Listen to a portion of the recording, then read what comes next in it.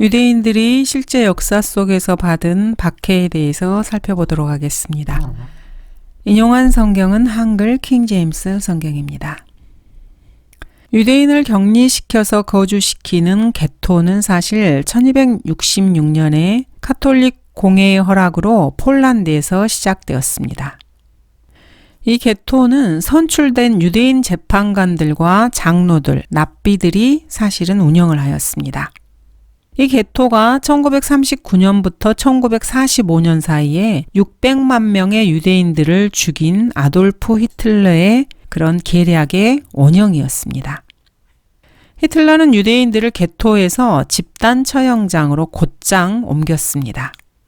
히틀러의 지시하에 이런 일을 했던 사람들은 사실 유대인 심리학에 관한 전문가들이었습니다. 특히 논리게임, 지적 퍼즐 게임을 잘하는 자들이었습니다.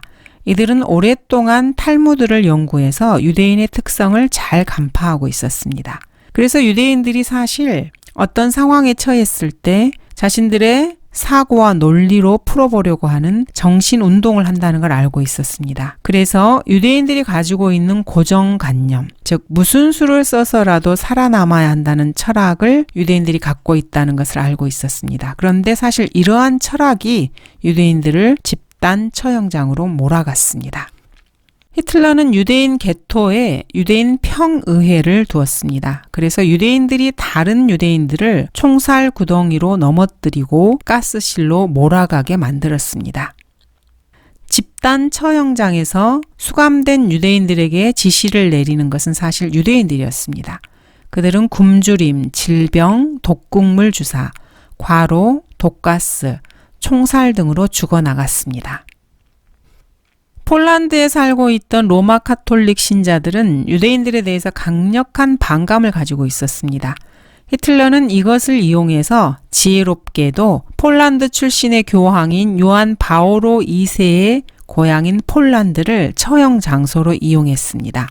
그리고 그곳에 6개의 대형 집단 처형장을 만들었습니다. 이 일을 위해서 히틀러는 교황 피오 12세와 정교 조약을 맺었습니다. 그리고 자신의 목적을 달성하였습니다. 이들은 이렇게 철저하게 유대인들을 박해했음에도 불구하고 자신들의 이런 극악무도한 범죄의 진상을 은폐하려고 했습니다. 철저하게 입을 다물었던 것입니다. 교황 요한 23세, 바오로 6세, 요한 바오로 2세는 언론을 통해서 이러한 홀로코스트의 책임을 마틴 루터에게 돌리려고 했습니다. 교황 바오로 4세는 로마에 있는 모든 유대인들이 게토에 집어넣어져야 한다고 그렇게 주장했습니다. 또 교황 그레고리는 그리스도인들이 유대인을 위해서 일해서는 안 된다고 했습니다. 또 로마 카톨릭의 제4차 라턴 공회 때에는 모든 유대인들은 다윗의 별, 즉 노란 별을 달고 다녀야 한다고 결정을 했습니다. 그리고 교황 그레고리 9세는 탈무드를 모조리 압수하고 거부하는 자는 처형을 해야 한다고 명령을 내렸습니다. 나치에서 유대인들을 박해하고 학살했을 때에도 교황들은 아무것도 하지 않았고 아무 말도 하지 않았습니다.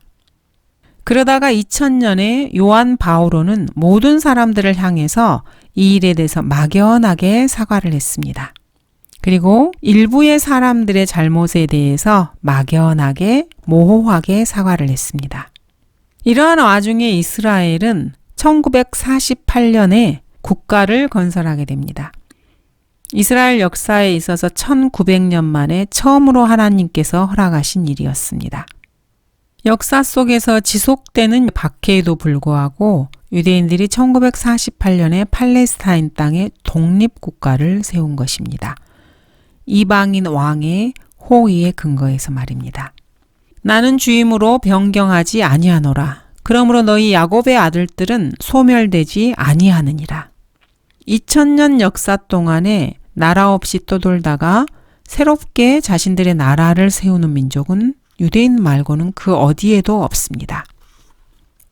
그것도 이방인들에게 그렇게 심하게 온갖 박해를 받으면서 말입니다.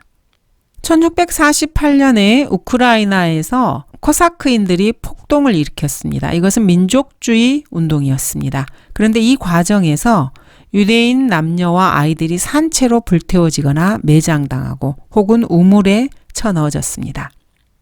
1년 반 기간 동안에 우크라이나에 사는 유대인 인구의 절반 이상이 죽었습니다. 이러한 살인을 저지른 사람들은 그리스 정교도들이었습니다. 러시아의 그리스 정교회는 1504년에 유대인 이단자들은 모두 다 화형대에서 불태워야 한다고 그렇게 선언했습니다. 1526년에 로마 교황에게 파견된 모스크바 대사는 교황에게 모스크바 시민들은 유대인들을 자기네 국경으로 넘어오는 것을 결코 용납하지 않을 것이라고 그렇게 충고를 했습니다. 1727년에 에카테리나 여제는 러시아에서 모든 유대인들을 즉각 추방하도록 명령했습니다. 그래서 1753년까지 유대인 35,000명을 내쫓았습니다. 프랑스에서도 샤를마누의 자손들이 죽고 난 뒤에 교황들이 그 나라에 있는 유대인들을 남김없이 죽이려고 들었습니다. 프랑스 국왕 루이는 유대인들이 가지고 있는 탈무드를 전부 다 시에 넘겨주라고 명령했습니다. 그리고 반항하는 자를 처형하게 했습니다. 유대인들은 1306년에 북부 프랑스에서 쫓겨났습니다. 이 와중에 유대인 사상가들이 나왔습니다. 이들은 세상 사람들로부터 중세시대의 가장 독창적인 사상가들 중에 하나라는 평가를 받았습니다. 그러나 성경적인 입장에서 보면은 거듭나지 못하고 말만 거창한 멍청이라는 뜻입니다. BC 3000년부터 AD 2000년 사이에 이러한 독창적인 사상가들은 자기 시대보다 앞서 생각할 줄 알고 그렇게 해서 하나님께 순종하는 것이 아니라 자기가 하고 싶은 대로 할 수 있도록 법을 어기는 기술을 미리 만들어내는 그러한 죄인들을 말하는 것입니다. 그들 뒤에는 이들의 타락상을 따라잡는 또 다른 죄인들이 있기 마련입니다. 이러한 독창적인 사상가들은 사실 음악이나 철학, 문학, 이런 모든 면에서 다 발견될 수 있습니다. 이들 중에는 피카소, 고갱, 마오쩌둥, 버트란트 러셀, 칼 마르크스, 존 듀 등이 포함됩니다. 이렇게 거듭나지 못한 타락성이 작용하는 방법은 아주 간단합니다. 인간의 타락성에 대해서 긍정적인 입장을 취하는 것입니다. 그리고 인간의 모든 행동에 대한 지침으로 다윈주의를 채택하는 것입니다. 즉, 이 말은 낙태율, 이혼율, 살인율의 증가와 포르노, 성도착이 만연한다는 것을 뜻합니다. 정글의 법칙을 도입하는 것입니다. 이러면서 이러한 모든 현상들을 진보라고 부른다는 것입니다. 다윈이 주장하는 온숭이 인간을 진보라고 부르는 것, 이것은 사실 머리에 두뇌가 없는 사람들이 하는 짓입니다. 1215년에 교황은 모든 유대인들은 날 때부터 로마 카톨릭 신자들의 종이고 로마 카톨릭 왕들의 노예라고 선언을 했습니다. 로마와 카톨릭 교회 지배하에 살고 있는 모든 도시의 유대인들은 그리스도인들과 전적으로 분리되어 살 것이라고 그렇게 선언을 한 것입니다. 성경은 그때 군대와 대장과 유대인 관원들이 예수를 붙들어 묶으니라고 기록하고 있습니다. 성경은 유대인들이 지은 죄의 대가를 1000년이 지난 후에도 치르게 합니다. 인간은 심은 대로 거두는 법입니다. 주님께서는 나는 그 문이라 누구든지 나를 통하여 들어가면 구원받을 것이며 또 들어가며 나오며 초장을 찾으리라고 말씀하셨습니다. 이 문을 거절한 유대인들은 출구와 입구가 하나뿐인 거리에서 살아야 한다는 그런 말을 듣게 됩니다. 유대인들은 한 개의 회당을 세울 수 있으며 어떤 땅도 소유할 수 없다. 이런 말을 통치자들로부터 듣게 됩니다. 이렇게 해서 유대인들은 1215년 이후로 발목까지 잠기는 물속에 서서 가시면류관을 머리에 쓰고 자기가 있는 지역의 로마 카톨릭 귀족들의 노예가 될 것을 맹세를 해야만 했습니다. 어떤 유대인들은 세 발 달린 흔들거리는 의자 위에 서서 그러한 맹세를 해야 했습니다. 그리고 머리에 기도수건까지 쓰고 그런 로마 카톨릭의 저질스러운 의식을 치러야만 하기도 했습니다. 유대인들에게서 수입의 절반을 세금으로 뜯어갔던 섹스니에서는 돼지 가죽을 거치고 그런 맹세를 시켰습니다. 예수 그리스도께서 세우신 유일하고 참된 교회라고 주장하는 로마 카톨릭의 전형적인 행동이었습니다. 이렇게 온갖 고난을 당했지만 유대인들은 소멸되지 않았습니다. 마치 모세가 불타지만 소멸되지 않는 가시덤불을 본 것과 같습니다. 스페인에서 수천 명의 유대인들을 고문하고 죽인 뒤에 종교재판소의 교리를 피해서 남은 유대인들은 스페인에서 포르투갈로 옮겨갔습니다. 그리고 유대인들은 네덜란드로 도망을 쳤습니다. 이런 일이 있은 지 9년 후에 하나님께서는 스페인 무적 함대를 프랑스, 영국, 스코틀랜드, 네덜란드 연안에서 침몰시켜 버렸습니다. 이 스페인 함대에는 스페인 군사들뿐만 아니라 종교재판소의 간부들이 고문 도구를 가지고 타고 있었습니다. 영국의 개신교도들을 고문하기 위한 고문 도구였습니다. 그 함대를 하나님께서 침몰시켜 버린 것입니다. 유대인들이 너무나 많이 네덜란드로 도망쳤기 때문에 암스테르담은 유럽에 있는 유대인들에게 새 예루살렘이라는 별명으로 불리게 되었습니다. 신약 성경에서 그리스도인들이 기다리는 그 새 예루살렘을 유대인들이 도망간 도시의 이름으로 붙인 것입니다. 이런 것으로 볼 때 우리 그리스도인들은 성경을 멸시하는 죄인들의 지성과 사고를 통제한다는 사실을 알 수 있습니다. 비록 그 죄인들이 자기들이 하는 말이 어디에서 나오는지 찾기 위해서 성경을 전혀 읽어보지 않더라도 사실 그들은 성경을 인용하는 것입니다. 유대인들은 이 나라 저 나라로 도망을 치면서도 수많은 유대인들이 의사, 변호사, 학자, 외교관, 정치가, 은행가의 직업을 가졌습니다. 그러나 그들의 직업 중에서 선지자나 하나님의 친구는 단 한 사람도 없었습니다. 이내 이스라엘 자손들이 많은 날들 동안 왕도 없고 통치자도 없고 희생제도 없고 형상도 없고 에봇도 없고 트라빔도 없이 거하다가 너희가 악을 갈고 죄악을 거두었으며 너희가 거짓말의 열매를 먹었나니 이는 내 용사가 많음으로 내가 내 길을 신뢰하였기 때문이라. 스페인어로 돼지라는 뜻의 마라노가 있습니다. 유대인들은 마라노라고 불렸습니다. 이들은 네덜란드 학계에 구원받지 못한 지성인들 사이에서 인기가 있었는데 정작 랍비나 유대교회에서는 전혀 호의를 얻지 못했습니다. 오늘날의 95%의 유대인들과 똑같은 사람들, 즉 인본주의에 빠진 실제로는 무신론자들이었습니다. 유대인들이 말하는 하나님을 믿는다는 유일신적 고백은 그 믿음은 사실 야고보서 2장 19절에 의하면 마귀들이 믿는 그 믿음에도 미치지 못하는 것이었습니다. 마호메트도 사실 유일신교입니다. 그리고 마호메트 역시 신약성경 전체를 쓰레기통에 던져버리는 그런 인물입니다. 그 모든 것들을 나의 손으로 지었으며 그 모든 것들을 내가 이루었느니라. 주가 말하노라. 그러나 이러한 사람은 내가 보살피리니 곧 영이 가난하고 통회하고 내 말에 떠는 자라. 이스라엘 민족은 하나님의 말씀에 전혀 떨지 않았습니다. 구약에서도 마찬가지였고 신약 시대에 기록된 신약 말씀에도 전혀 떨지 않는 그런 사람들이었습니다. 네덜란드인 유대인인 바루크 스피노자가 있습니다. 스피노자 말입니다. 이 스피노자는 배교하고 출애당한 유대인이었습니다. 그런데 유대 백과사전에 보면은 유대 민족이 배출한 가장 뛰어난 철학자라고 기록되어 있습니다. 하지만 그는 범신론적인 무신론자였습니다. 범신론적 무신론자라는 말 자체가 사실은 모순입니다. 스페인은 처음에는 사실 해전이나 해상 탐험, 무역에서 영국이나 네덜란드보다 훨씬 좋은 위치에 있는 나라였습니다. 그러나 그 나라의 번영이 끝나버렸습니다. 자기 나라에서 유대인을 박해하고 내쫓은 대가였습니다. 아브라함에게 약속하신 그 약속이 스페인에서 이루어진 것입니다. 주님께서는 아브라함에게 이렇게 말씀하셨습니다. 내가 너로 큰 민족을 이루게 할 것이며 내게 복을 주고 내 이름을 위대하게 하리니 너는 복이 되리라. 너를 축복하는 자들에게 내가 복을 주고 너를 저주하는 자를 저주하리라.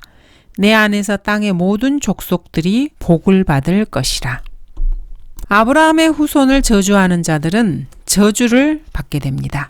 그것은 역사에서도 이미 증명되었습니다. 복음에 관하여는 그들이 너희로 인하여 원수가 되었으나 선택에 있어서는 그들의 조상으로 인하여 사랑을 받는 자들이라. 이스라엘은 그들의 조상 아브라함과 이삭과 야곱으로 인해서 하나님께 사랑받는 자들입니다.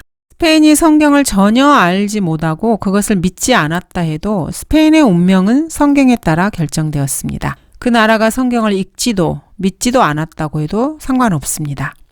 스페인의 종말은 스페인 무적 함대 아르마다라는 말이 지구상에 존재하는 것보다 3400년 전에 이미 성경에 기록이 되었습니다. 이렇게 성경은 참으로 위험한 책입니다. 강철로 된 덫입니다. 히틀러가 태어나기 1000년 전에 프랑스에서 로마 가톨릭 교회는 뉘른베르크 법안을 통과시켰습니다. 이 법에 따르면 가톨릭 신자는 유대인과 결혼하지 못합니다. 또한 사회적 관계도 맺는 것이 금지되어 있습니다. 가톨릭 사제들은 유대인 가정에서 먹을 수도 없었고 유대인들은 가톨릭 교회의 이스터 행사 때면은 거리에서 완전히 사라져야만 했습니다. 샤를마느 대제 때와 그의 후대 왕들의 때에 유대인들이 약간의 자유를 누릴 수 있었던 유일한 이유는 모든 로마 가톨릭 교황들이 자신이 통제할 수 없는 군대를 두려워했기 때문입니다. 이노센트 3세는 유대 민족과 이 민족의 율법에 대해서 언급할 때 탁월한 법에 구역질 나는 종족이라 이렇게 말을 했습니다. 이스라엘 민족에 대한 역사상의 이방인들의 이러한 평가에도 불구하고 이스라엘 민족을 선택하셨던 주님께서는 이 민족의 원수들과 관계된 문제에 있어서 이스라엘을 죄 없다고 선포하셨습니다. 주께서는 야곱의 죄악을 보지 않으시며 또 이스라엘의 패역을 보지 않으셨도다. 주 그의 하나님께서 그와 함께 계시니 왕을 환호하는 소리가 그들 가운데 있도다.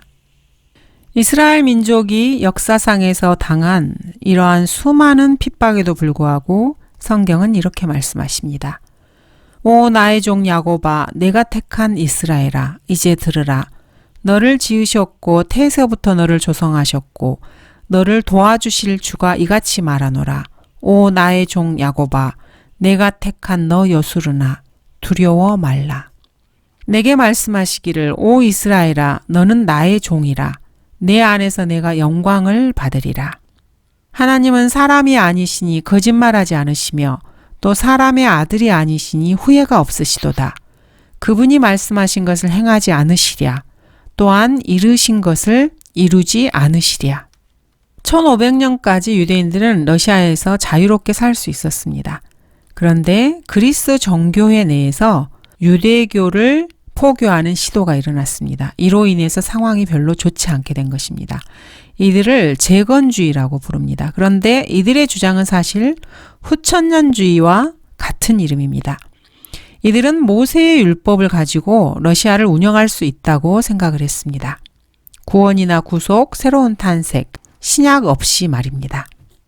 그렇게 해서 유대인들이 다스리고 통치하리라는 구약의 예언을 성취시키는 것이라고 믿었습니다.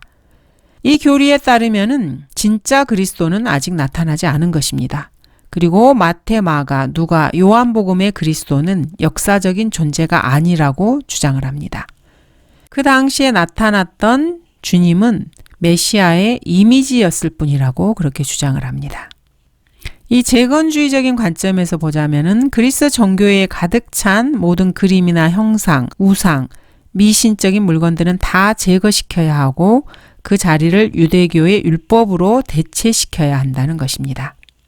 이방인들의 빛이 되기 위해서 이렇게 대범한 시도를 한 그 결과로 유대인들은 리투아니아 내에서 모두 다 쫓겨나게 되어 있습니다. 그리고 남아있는 사람들은 우리에 가두어서 불태워 죽였습니다.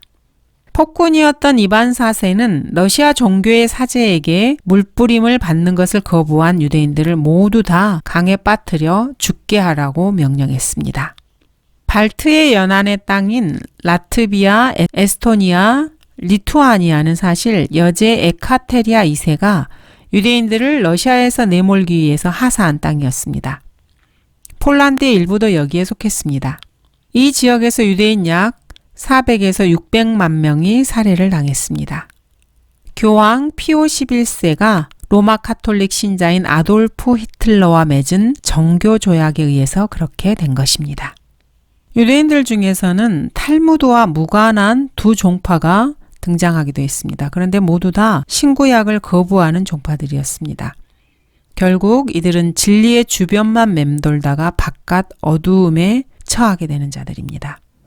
또 내가 너희에게 말하노니 많은 사람들이 동과 서에서 와서 아브라함과 이삭과 야곱과 더불어 천국에 앉으려니와 그 왕국의 자녀들은 바깥 흑암에 던져져서 거기에서 울며 이를 갈고 있을 것이라. 왕국의 자녀들, 즉 이스라엘의 자녀들은 이렇게 바깥 흑암에 던져져서 울며 이를 갈게 됩니다. 그러므로 너희가 너희 조상들의 분량을 채우라. 너희 뱀들아, 독사들의 세대야, 어떻게 너희가 지옥의 저주에서 피할 수 있겠느냐? 이스라엘이 어떻게 지옥의 저주에서 피할 수 있겠습니까? 예수께서 그들에게 말씀하시기를 아직 잠시 동안은 빛이 너희와 함께 있으니 너희는 빛이 있을 동안에 행하여 어두움이 너희를 엄습하지 못하게 하라. 어두움 가운데 행하는 사람은 자기가 어디로 가는지 알지 못하느니라. 이스라엘 역시 자신들이 어디로 가는지 알지 못하고 빛이신 주 예수 그리스도를 거부하고 어둠 속에서 여전히 이 교회 시대를 살아가고 있습니다. 그때 예수께서 그들에게 다시 말씀하시기를 내가 나의 길을 가리니 너희가 나를 찾을 것이나 너희는 너희 죄들 가운데서 죽으리라. 내가 가는 곳에는 너희가 올 수 없느니라. 주 예수 그리스도와 그분의 사도들과 신약을 거부한 이스라엘은 결코 주님께서 가신 그곳에 갈 수 없습니다. 성경은 사실 성경을 거부하는 자들을 닥치는 대로 멸망시키는 그런 책입니다. 유대인들은 하나님의 말씀인 율법에 대해서 이상한 곡해를 하고 여러 가지 사상들을 만들어내었습니다. 유대교회의 강력한 종파 중에 하나로 하시딤이라는 종파가 있는데 그 창시자는 바알셴입니다. 그는 모든 인간은 평등하며 죄를 극복하는 방법은 희락을 통해서고 음악이 기도보다 낫고 춤이 하나님의 은혜를 얻는 방법이라고 그렇게 가르쳤습니다. 사실 다 새빨간 거짓말들입니다. 바알셴은 율법에서 신명기 28장 47절을 붙잡았습니다. 내가 모든 것이 풍족한 때에도 주 너의 하나님을 기쁨과 마음의 즐거움으로 섬기지 아니하였기 때문에 그는 이 구절을 문자적으로 믿었습니다. 사실 이 구절은 그리스도께서 나타나시기 수백 년 전에 유대인들이 모두 지켜야 할 그런 구절이었습니다. 그런데 바알셴은 이 장에서 기록된 기아나 절망, 불치병, 정신이상, 아내와 자녀들과 땅을 잃어버리는 것, 계속되는 전쟁에서의 패배, 그리고 노예 상태와 죽음, 이러한 모든 무서운 저주가 내려진 근본적인 이유가 이스라엘이 그리스도를 처형한 뒤부터 주 하나님을 모든 것이 풍족한 때에도 기쁨과 마음의 즐거움으로 섬기지 아니하였기 때문에 온 것이라고 믿었습니다. 성경에 덫에 걸리고 만 것입니다. 이렇게 사사롭게 성경을 해석한 것입니다. 자신들에게 보내진 왕과 메시아를 죽인 뒤에 이들이 어떻게 기쁨과 마음의 즐거움으로 하나님을 섬길 수 있겠습니까? 그런데 하나님을 기쁨과 마음의 즐거움으로 섬기면은 모든 일이 다 잘 될 것이라고 말한 것입니다. 주 예수 그리스도를 거부한 상태에서 말입니다. 그렇게만 하면은 성경에 기록된 구약에 기록된 재앙들이 일어나지 않을 것이라고 믿고 가르친 것입니다. 모든 이름 위에 있는 이름, 하늘 아래서 우리가 구원을 받을 수 있는 다른 이름을 인간에게 주신 적이 없는 바로 그 이름을 거부한 채 기쁨과 즐거운 마음으로 하나님을 섬기면은 이런 모든 저주에서 벗어난다고 생각한 것입니다. 고의적인 무지입니다. 예수님을 십자가에서 못 박고 나서 AD 70년부터 1760년 사이에 유대인들이 껑충껑충 뛰면서 웃어대고 자기들이 거부한 그분을 찬양한다고 해서 하나님께서 그들을 받아들이시겠습니까?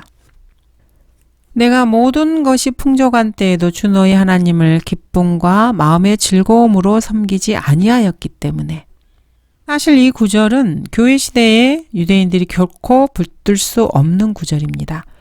왜냐하면 그들은 자신들의 조상들과 마찬가지로 시기로 가득 차서 메시아를 거부한 자들이기 때문입니다. 이들에 대해서 침례인 요한은 이렇게 말했습니다. 아들을 믿는 자는 영생을 가졌고 그 아들을 믿지 않는 자는 생명을 보지 못하고 오히려 하나님의 진노가 그 사람 위에 머물러 있느니라. 예수님께서 부활하신 후에 사도 바울은 이렇게 말했습니다. 우리가 이방인들의 구원을 위하여 말하는 것을 금지시킴으로써 항상 자신들의 죄들을 채우니 이는 그들에게 임한 진노가 극에 달하였음이니라. 유대 민족은 자신들이 이러한 핍박 속에서 어떻게 살아남았는지 그들 스스로 설명을 합니다. 하지만 그들의 이러한 설명은 자신들이 종교적인 민족이라고 불릴 수 없다는 것을 보여줄 뿐입니다. 사실 이스라엘의 역사는 초자연적이라고밖에 볼 수 없습니다. 유대인들처럼 힘없고 빈약하고 거짓말장애인 민족이라면 그 같은 박해 속에서 진작에 다 없어져야만 하기 때문입니다. 유대인들을 대적하는 원수들의 그 크기를 보면은 유럽, 아시아, 아프리카, 그리고 현재는 미국도 해당이 됩니다. 그리고 그러한 원수들이 지닌 유리한 점들, 이런 것으로 봤을 때 유대인을 향한 유대인들 원수들의 증오심이 유대 민족 자신들의 영적인 눈먼 상태와 종교적 어리석음, 성경의 거부와 결부되었음을 생각해 볼 때 유대 민족은 아주 오래전, 그 이전 아주 오래전에 이미 멸절되어야 마땅한 민족입니다. 그런데도 유대 민족은 자신들이 이러한 박해와 핍박의 역사 속에서 살아남은 것을 자신들이 이방인의 빛이었기 때문이라고 생각을 합니다. 하나님의 징계라고 생각하지 않는 것입니다. 살아있을 가치도 살아남겨둘 이유도 없는 유대 민족을 창조하셨고 그들을 부르셨으며 생존하게 만드신 분은 하나님이신데도 말입니다. 하나님께서 유대민족에게 주신 유대민족의 책에 기록된 것을 믿는다면 그렇습니다. 내가 너희를 이방 가운데 흩어버리고 너희를 쫓아 칼을 빼리니 너희 땅이 황폐하게 되고 너희 성읍들이 쓸모없게 되리라. 예수 그리스도를 십자가에 못 박고 난 이후에 배교한 유대인 집단에서는 단 한 명의 선지자나 왕이나 단 한 명의 제사장도 결코 찾아볼 수가 없습니다. 제사장들의 왕국으로 시작했던 유대인들은 이제는 재능 있고 독창적이고 교육받은 세상 사람들이 되어버렸습니다. 하나님과의 언약을 저버리고 하나님께서 주신 확실한 운명을 거부한 이스라엘은 1900년 동안 이방인들을 섬겼던 것입니다. 그리고 그 대가로 피와 땀과 고문과 눈물과 망명과 사륙을 당했습니다. 이스라엘이라는 불타는 가시덤불은 이제 2000년 동안 서로 전쟁을 일으키고 싸워온 6천만이 넘는 이방 민족에게 이방 군대에 포위되어 있는 상태입니다. 아래로는 아프리카인, 동으로는 아시아인, 서로는 유럽인, 그리고 심지어 미국 군대에 쌓여 있습니다. 자, 그런데 이 가시덤불, 불타는 가시덤불을 해치우려고 다가섰다가는 발목까지 잠기는 피바다에 한 발 한 발 다가가는 것입니다. 이사야 63장과 요한계시록 14장, 주 예수 그리스도께서 재림하실 때 진노의 포도즙 틀을 밟을 때 앞으로 피바다가 예견되어 있습니다. 감사합니다.